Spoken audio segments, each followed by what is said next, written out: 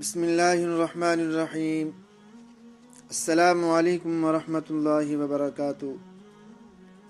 میرے دوستو، میں آج کی اس ویڈیو میں آپ کو یہ بتانے لگا ہوں کہ نیک عورت آدھا دین ہے۔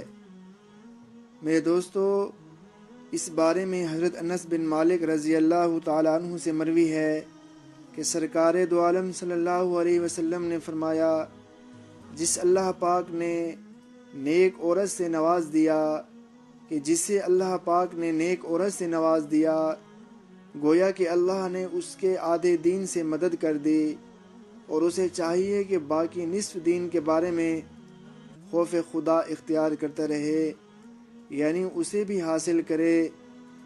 میرے دوستو، نیک اور صالح عورت کو آدھا دین کہا گیا ہے۔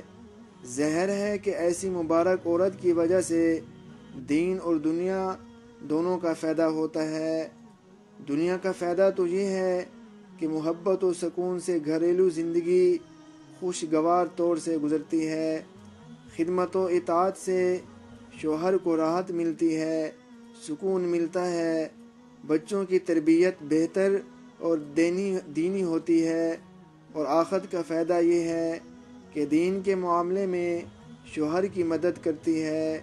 نماز، روزہ، تلاوت اور دوسرے دینی امور میں شوہر کو سہولت ہوتی ہے اور عبادت کا زیادہ موقع ملتا ہے۔ بیوی کی اصلاح کی وجہ سے گناہ اور فواحش کا گھر میں دخل ہی نہیں ہوتا۔ اولاد نیک اور صالح ہوتی ہے جو والدین کے حق میں دنیاوی سکون اور آخرت کے لیے صدقہ جاریہ کا باعث ہوتی ہے۔ خصوصاً اس زمانے میں نیک عورت بہت بڑی دولت ہے، جس کی اہمیت آج کے دور میں عیش و غفلت کی وجہ سے نہیں ہے۔ میرے دوستو، دعا ہے کہ اللہ رب العزت ہم سب مسلمانوں کو نیک عورتیں عطا فرمائے۔ آمین۔